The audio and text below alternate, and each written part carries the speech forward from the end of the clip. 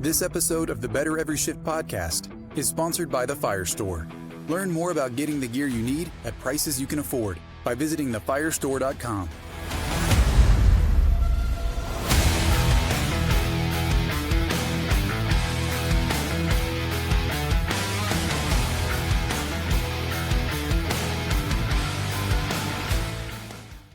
Hey everybody, welcome to the Better Every Shift podcast. I'll be your host, Aaron Zamzo. I'm a fire lieutenant up north in Wisconsin, and actually I'm because I'm doing this podcast without Janelle, the commander.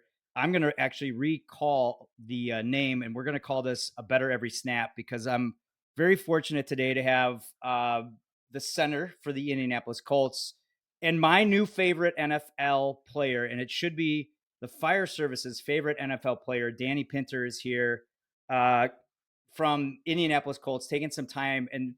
But hey, buddy, thank you for joining us. By the way, I just met you, and then I throw this on you, like, hey, I want to come on and just and like really highlight you to the fire service because you've done a lot for us. So thanks for being here, man. Welcome to the show. Absolutely, thanks for having me, man. It's good to talk. You are number 63 for the Colts. You are in your 5th year. And you and I met at a National Fallen Firefighters Foundation gala. I think they called it the Boot Scoot and Boogie at like FDIC. And I think I came up to you and said, hey, I need security guards. You're on my team, because you kind of stood out a little bit. And you were talking with Gary Kirchbaum and from the NFFF. And as I started to talk to you more, I'm like, man, you are a great story. First and foremost, tell us a little bit about yourself. What's your relation to the fire service?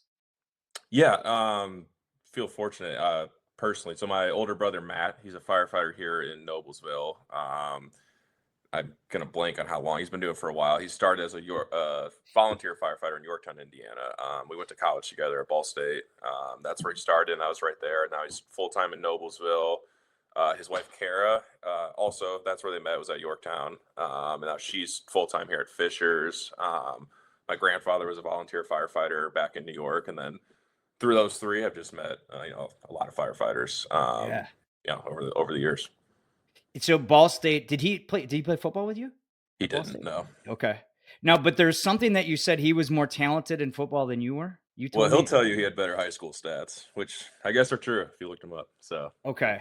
He'll fight that, but well, and that's another cool part about you. So you're born and raised in Indiana, right?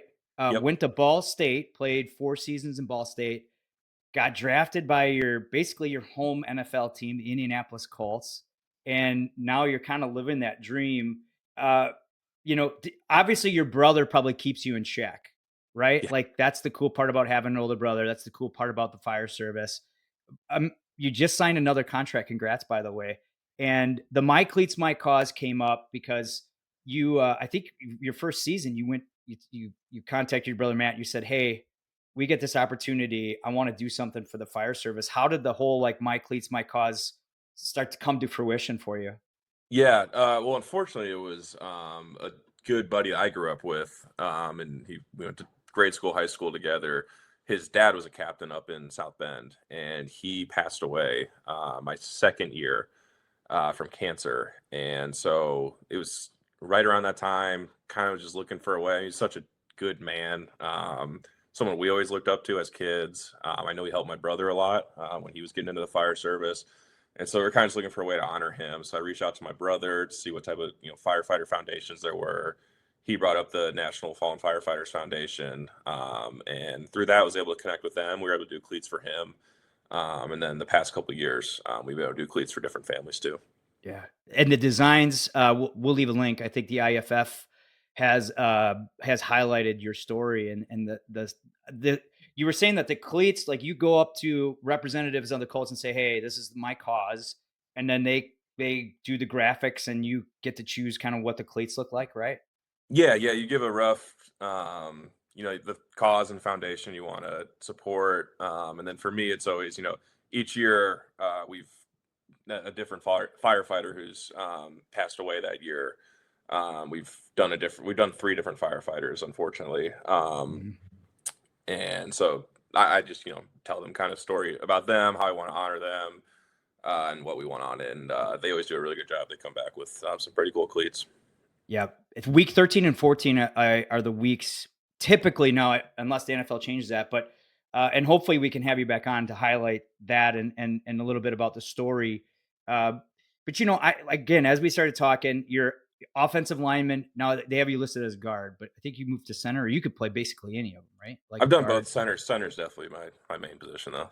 Yeah. So you're calling all of the different um, like offensive calls. So you're saying, hey, with Mike back, or I don't know. I don't know the term. Everybody's got different terminology. I was trying to sound smart there, but like you have to know defensive schemes, snap counts, and then you have to make an accurate pass between your legs 100% of the time, right? That's Like true.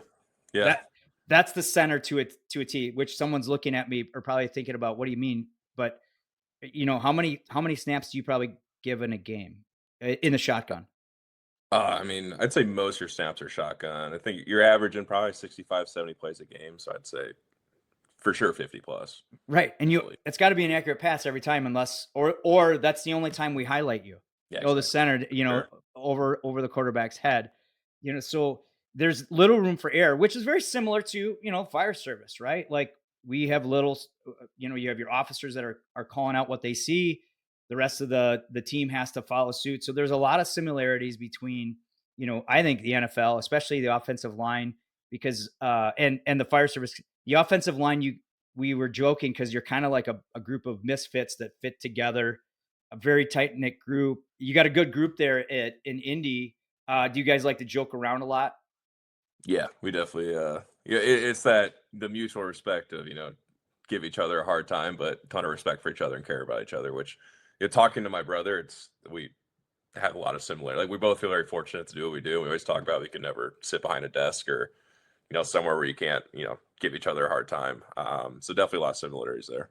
What's a big like you guys got to have some like running joke that you guys do or something like with offensive line, or every year is it something a little bit different? It's almost like a week to week thing almost. Like hypothetical situations for some reason are always a big thing that just pop up in the season. You just make crazy hypotheticals. But like the would you do this or do that kind of thing, or I can't, like stuff like that. Just create like what if scenarios like that. It's hard to describe unless you're in it, but that's always a big thing. But then we pull some good pranks on each other too, and it's a good time. have you had a chance to do ride along with your brother? I haven't. Yeah. Okay. All right. Well, I should. He's you always could. pressing me to come do something. Yeah, you're always welcome to come up. Well, you can come up to Madison, and we'll get you in there too. And I'm sure Right there's on. a lot of you're probably going to get more requests now that this came out. So you better tell Matt, hey, you better follow through with this. Understanding a little bit more, like with your family, is if you weren't playing in the NFL, do you think you would be in the fire service? I think it'd be definitely something I consider. Like I don't want to, like stolen valor almost or anything, 'cause it's not something I've done. But talking with my brother, just all the similarities, it would definitely be something I'd be interested in for sure. Yeah. But we knew from when my brother was 2 years old that he was going to be doing something along the lines of firefighting for sure. It's right up his alley. He's definitely where he belongs. So it's pretty cool to see him do that. Yeah. Well, you'd have to lose the beard a little bit, Yeah, and you're right. that'd be tough. So that'd be the hard part about it. But and we talked about your size. It's hard to tell here, but you're 6'5", 6'4"? 6'4", like 310. Okay.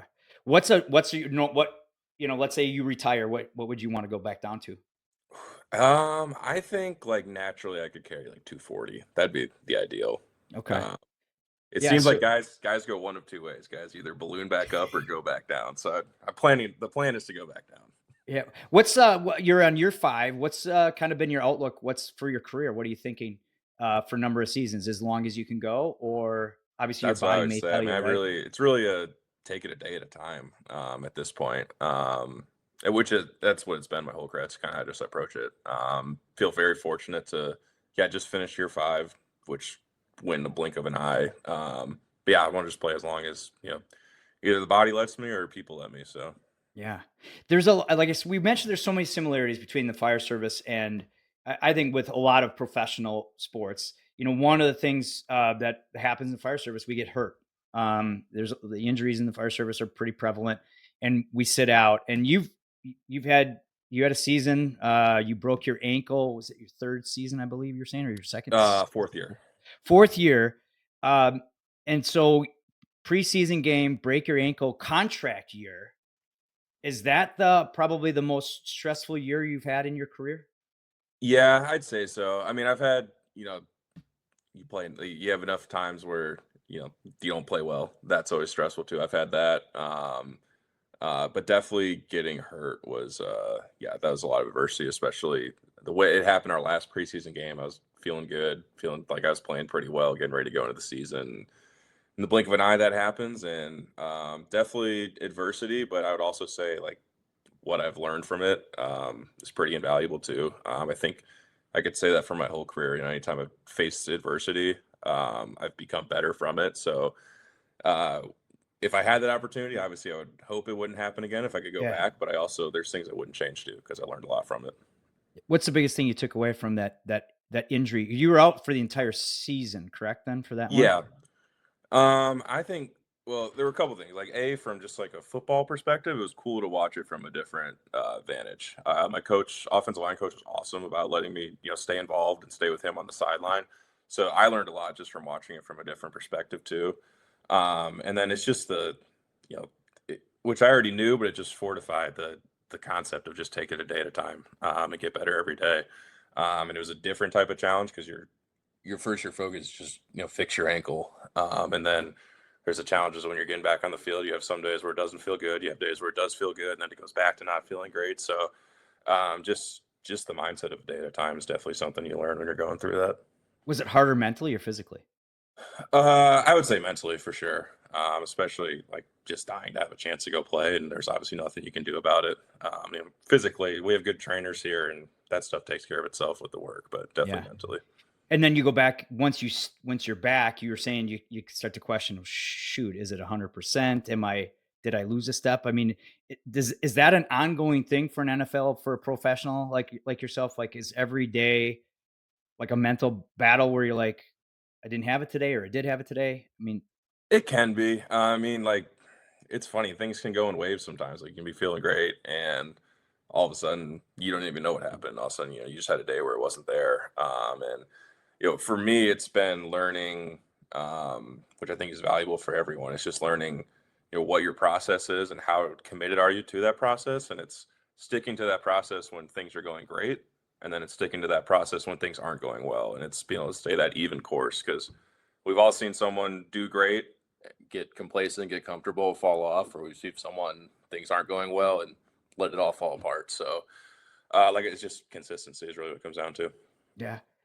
Fire service, same thing, right? Like I'm For sure your sure. brother just says there's times where, man, you come up across a situation where you don't think you handled it, properly, and then, uh, like, I think it all comes down to preparation, right? Like, Yeah. um, we had mentioned a good friend of mine, Jim Leonard, who is a coach, and I remember having discussions with him. I said to coach, like, do you get nervous on game day? And he said, no. He says, I get nervous during the week because I'm nervous about my preparation. I mean, would Yep. you kind of feel that in that same way? 100%. And for me, it's always, and I was we had a lot of rookies play last year. I remember talking to them too, like the week before your first game, and it's cool because you're definitely stressed out all week, and you're doing everything you can to be prepared, but you don't necessarily know that you've never done it, right? So you don't necessarily know, like, until you do it, that you did everything right. And I was just always talking about, and it still happens for me, like, it definitely get anxious leading up to games and all that. And then the second you have that first snap, it's like everything in your mind, you're just playing football again. And that's when you just let the preparation take over, which I'm sure is the exact same thing for firefighting. Yeah. Well, that's where you rely on your coaches, you rely on your seniors, your vets, to kind of make sure they're steering you in the right direction. And right, there's that similarity. I remember my first fire. I was like, I have no idea. Like, what am I doing? And then you just, hey, this is what I was trained to do. And I think it goes back to, you said, your process, right? Because your process, I think, there's a physical, there's a mental, and, I think there's, the emotional side of that too, right? Like, take me through like your day to day. How do you try to work and improve all three of those? Yeah. Well, I think physically, obviously, is super important for us. And so I have, like, you're always going to have bumps and bruises, joint problems. And so like, I know for me, like personally, like for example, like my feet and ankles and my hips need to be feeling good for me. And so I have a certain process on the weight room I'll hit every day to make sure those feel ready for practice. Um, whether that's strength training, then I have a strength program that I'll follow. That's going to fall into each day. And then obviously from a mental preparation, especially at center, it's, I have to watch this film on Monday. I have to watch this film on Tuesday. I have to watch this on Wednesday. I have to feel good about each of those different things before I can go on to the next one. So those are more, I mean, it's easier to give, X's and O's examples, but that's more of a broad spectrum for me. And I think that all encompasses emotionally, like we were saying, if I know that I did all those things, then I know I'm as prepared as I can be. And then I know I can have confidence going into a game or whatever it might be.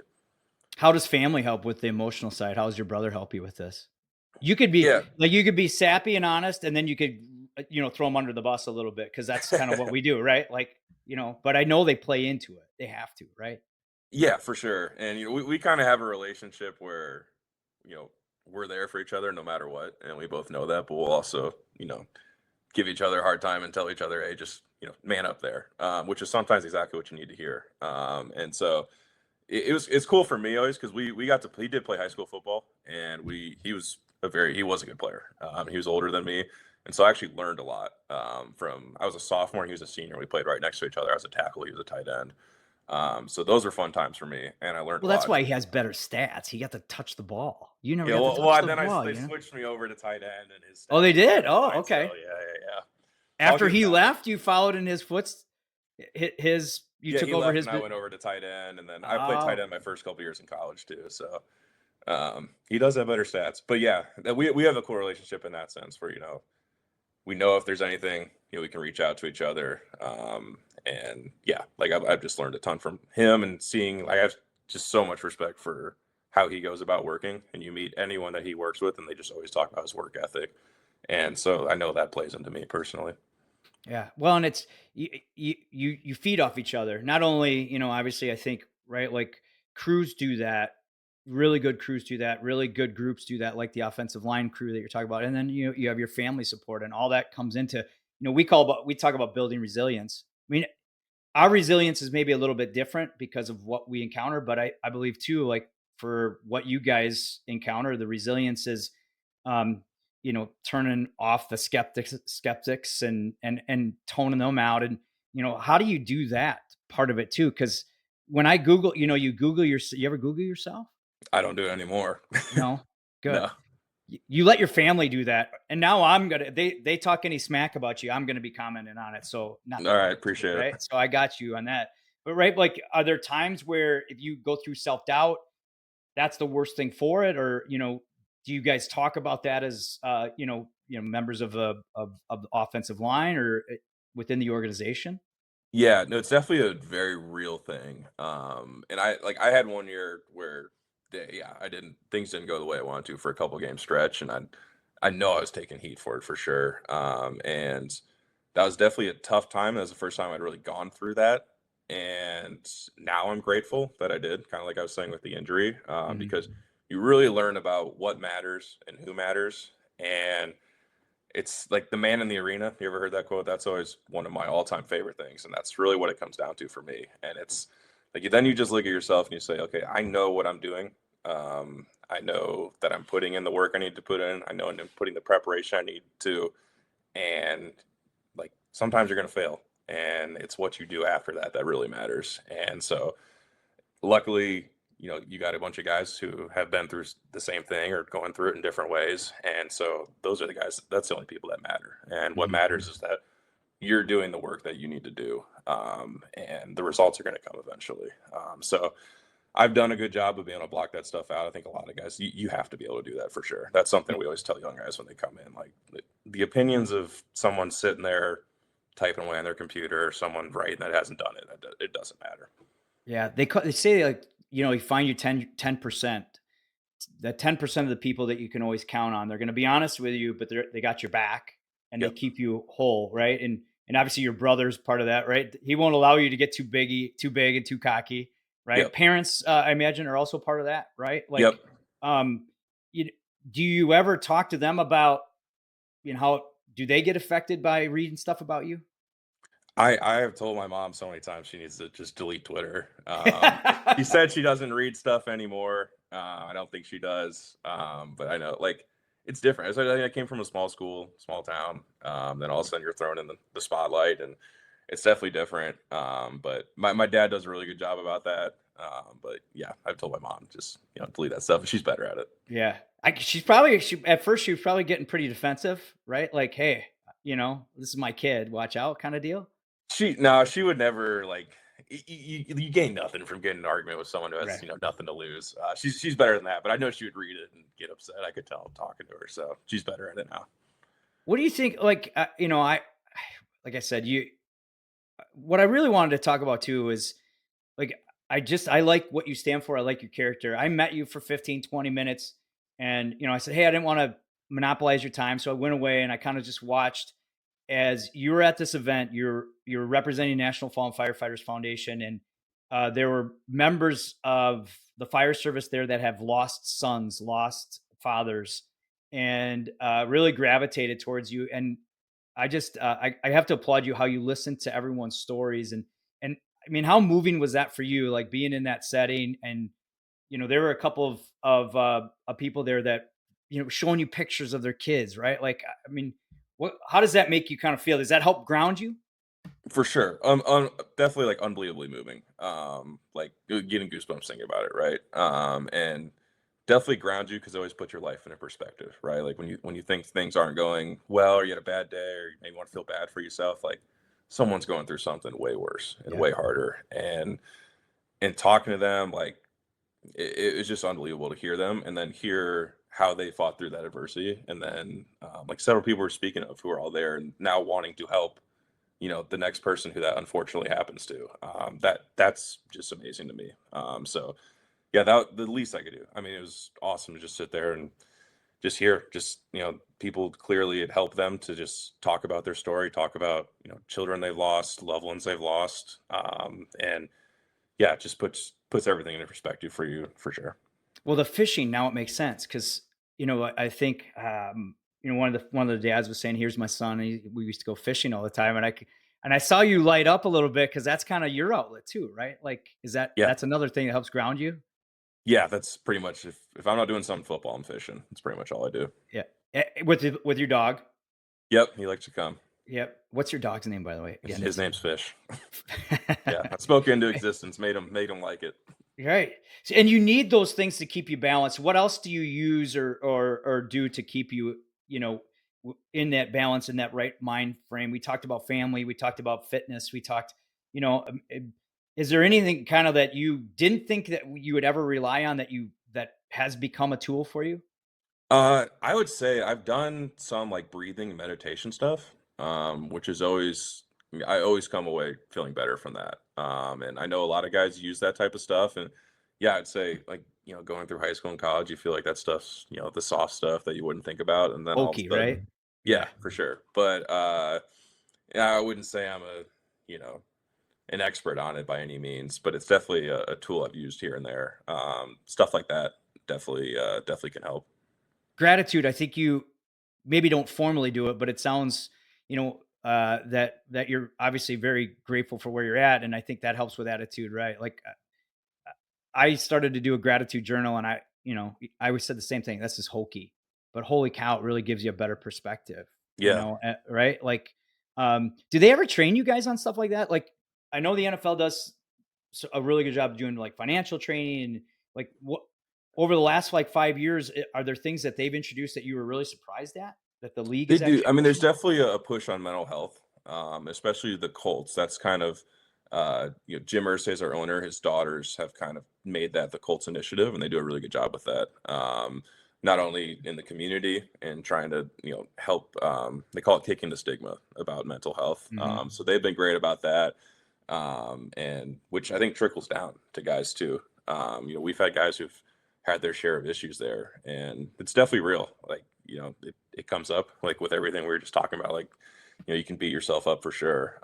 So that's definitely something that I think the NFL has pushed for, but the Colts have done a really good job pushing about too. They have counselors on scene there, or not on scene, but like counselors that you can use, right? Yeah, we do Uh, have one in the building, and she's great. Okay. Do you have a team psychologist? Is that what they are? Not current. We did my first couple years, and then he went to Carolina with our coach. He was an ex-military guy, and he was awesome. Yeah. Yeah, from all different types of perspectives. But they do have a counselor there. The Fire Store, equipping protectors with passion. Every decision we make as a company is about you, our customer. We wouldn't be where we are today without you, and we don't take that lightly. We understand that having the right gear can mean the difference between life and death. Our goal is to get you the gear you need, when you need it, at prices you can afford. Visit us at thefirestore.com for everything but the truck, and shop our family of brands, including Streamlight, MSA, Lion, Fleer, and more. Now let's get back to the show. Well, and you look at, mental health has been, I think, that your industry and mine, right? It's been this thing like, hey, just don't talk about it. But, for us, we see trauma in a different sense. But I mean, you guys feel the trauma. And then, it's not easy everywhere you go having somebody judge you or like critique you. And then, and some of that stuff, like some of those jackasses that comment, like they go after family, they get personal, right? And so, like you said, you got to find a way to, to block it out, or it does transfer into some mental health issues. And, I think both fire service and the NFL are doing some things to combat that. Do you ever talk to your brother just about that personal side and how he's affected with that? I know his wife is also in the fire service, so that's got to help a lot, right? But For have you sure. ever, found him? Only when he feels like talking about it. There's times you can tell. And that's again a put your life into perspective thing is hearing his stories and some of the things he's seen. It's like that's real life for sure. And definitely puts some of your issues into perspectives. And obviously, gives you an immense more amount of respect. Not that I didn't already have that, but yeah. And sometimes we're guys. It's just sometimes Yeah, his way of approaching it can be different, but you can tell whatever just speaking about it is what helps him yeah. in whatever way that might be. But yeah, definitely that's perspective for sure too. Hearing some of the things he's gone and had to go through. The work ethic, I think just your mindset, you're obviously grateful for where you came from. I mean, tell me a little bit about where does that come from? Mom and dad, family? I think yeah, definitely. I have awesome parents who raised us that way.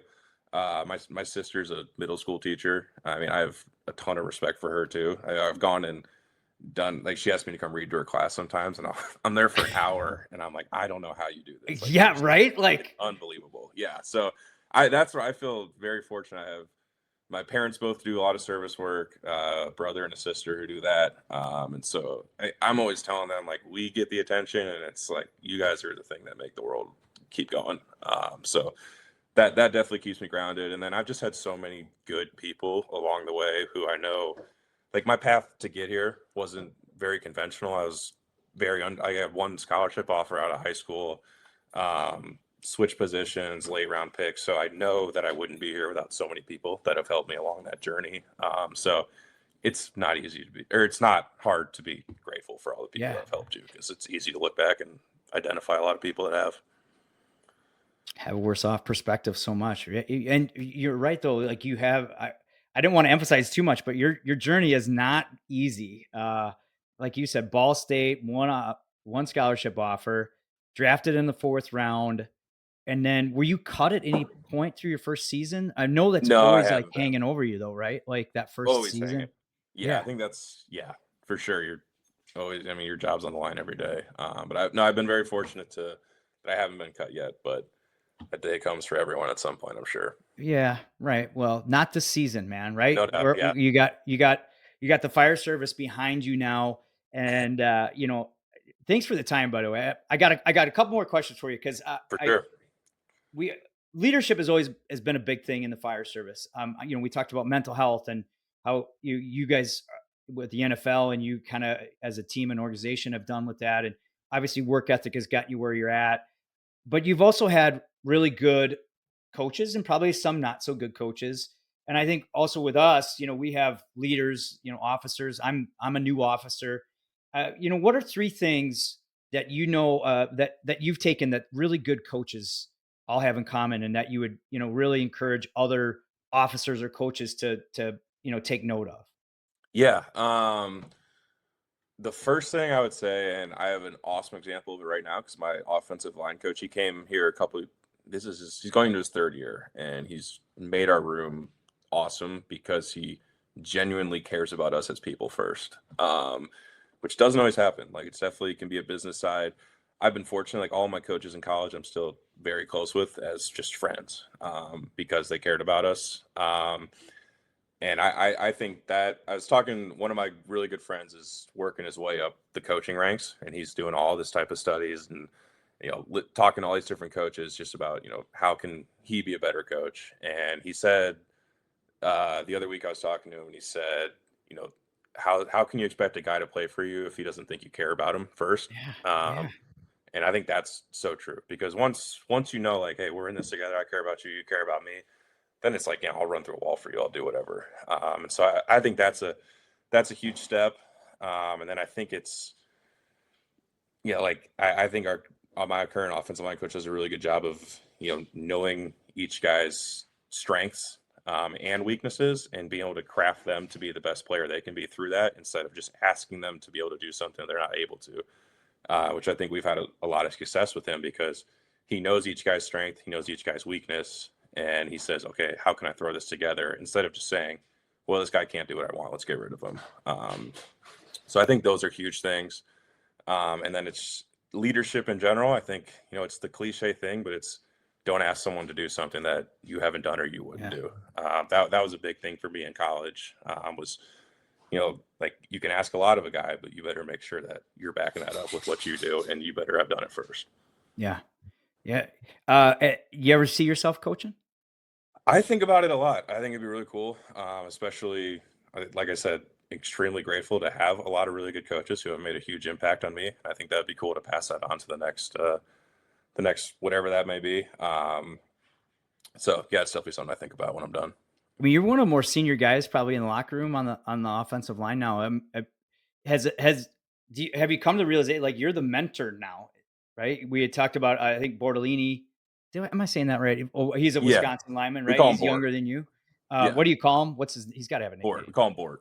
Bart. Okay. Yeah. Yeah. Right. Like, so even though you're competing for the same spots, if you put together a good culture, you guys wind up helping each other, right? Because it's all For about the sure. team. Yeah. Right. Like, that's probably another good part about coaching is to make sure that the team is bigger than the individual, right? Yep. Yeah. Yep.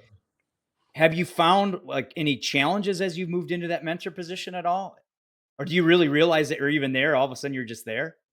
It's a little bit of both for sure. I think for me, I was really fortunate when I came in that we had really good guys in the locker room who were older and really went out of their way to take me under their wing. Like Ryan Kelly, he just signed with the Vikings, but he was a center, for the Colts forever when I came in, and I learned a ton from him. And he went out of his way to help me, which he didn't have to do. It's my understanding. I haven't been in another room that doesn't happen everywhere, but fortunately, we have a really good culture in our room. Quentin Nelson, current teammate, unbelievable player, but the best leader I've ever been around. And same thing, took me under his wing, taught me everything. Didn't have to do it. Like, he was still going to go be an All Pro player if he didn't do that, but he would go out of his way and help me.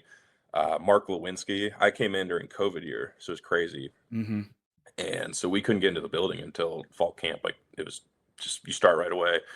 And he texted me, and I drive to his house and go work out with him in the summer. And never met me, didn't have to do that. So I think I had such good examples coming in, and I know the impact that had for me. And then it goes back to just like, you know, Tony, our offensive line coach, cares about us, makes us care so much about each other in the room. Like, I really would ride or die for any guy in the room. And that makes you, no matter what, you're competing for spots or anything, like, it's about the room, it's about each guy. And um, each guy, it's cool. Each guy has their own individual career path, and you have a lot of respect for that because you have your own. And so it's cool to maybe help a guy or just, be a part of another guy's journey. So yeah, we're all there for each other. We talked a little bit about the draft. Like, I was watching some of Coach Saban's speeches, and he was talking about drafting players, and he said, a lot of the good organizations don't ask anything about his stats, how they play. They ask about character. They ask about Are they coachable? How do they react with other people on their, within the team, right? And you hit all those like character, people. And I think when we first met, you said, um, you know, you're loving it because you're in this room of good characters, Yeah. and right. And uh, when it comes to the draft, though, like, uh, is there a little, you don't know what you're going to get in the draft. You don't know what kind of characters or what kind of people the organization's bringing in. Do you pay attention to that? I mean, what's the player's idea of the draft? I don't watch it. Obviously, the only year I watched was the year I got drafted. Obviously, there's a little bit of, they're always bringing in people to try and take your job, which is going to happen inevitably. But from that perspective, like, just you just gotta let that happen. You just watch it and like, okay, let's roll. But I will say the Colts, they do a really good job of, if a guy doesn't show the character in the process, they're taking him off no matter what the talent Mhm. is. And I know Tony, our offensive line coach, is huge on that. He always tells us, he's like, I'm not going to bring in a guy who's going to destroy the culture of this room. And actions speak louder than words, and they have, their actions have shown that. Like, they definitely believe in that, and I think that matters. Yeah. What was it like? You got drafted in the fourth round. Just take me through, like, where were you? What happened? And I, right, you got drafted by your hometown team. That had to, it's a pretty Yeah. cool feeling, right? Like, was family around you, or what was going on? Yeah, I was just with, I'm not a big, like, some guys throw draft parties or something. That is not me. I was just with my parents, my sister, and then my brother was actually working. And it was the middle of all the COVID stuff. He was working, but we FaceTimed him in, and dude, it feels like the longest day of your life. Because each pick feels like 20 minutes. You start getting all these crazy thoughts, like it's never going to happen. I feel so bad for my parents. I apologize all the time because I was just sitting there in silence the whole time. Like, it had to be the longest day of their lives. And then all of a sudden your phone goes off, and all of a sudden it's like one of the coolest moments of your life for sure. Yeah. So Did long you day, have but any? Did you have any idea it would be like your hometown team? no, I mean, you talked to everyone though. Like, I had a Yeah. couple ideas of teams, but you really don't know. Especially, getting into, I win the fifth round earlier in the fifth round. And like, once you get to there, it could be anyone. I actually, when the phone went off and it said, Indianapolis, like, everyone I know from Ball State's from Indianapolis, I thought I was getting a prank call. So sure enough, but yeah, worked out great. Yeah. Hometown. So, who was the person that called you? So the first person you talk to is the general manager. So Chris Okay. Ballard's ours, and then you talk to the head coach. Yeah.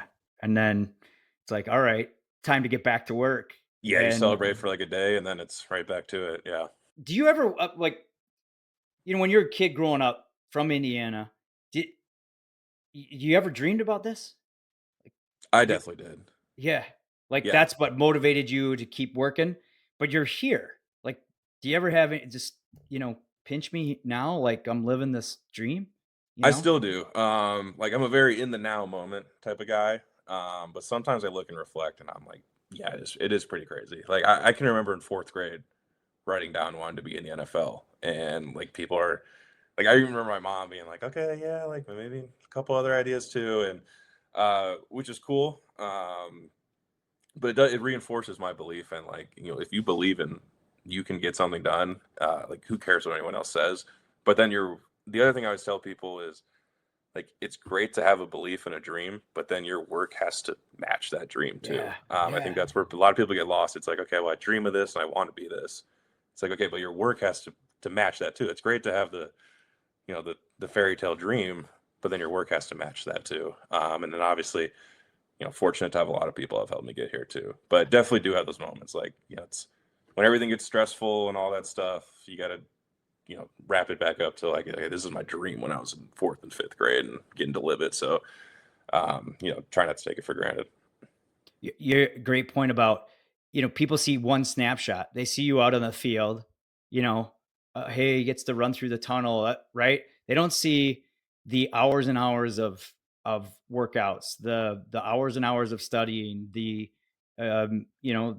hours and hours of, mind games that goes on with this too through the career. And you're right, like, it's an Instagram kind of society that we have, but Yeah. it's the preparation and the hard work that really makes the man, and makes the career. So, Thanks for sharing all this stuff, man. I got one question that brings it all back together.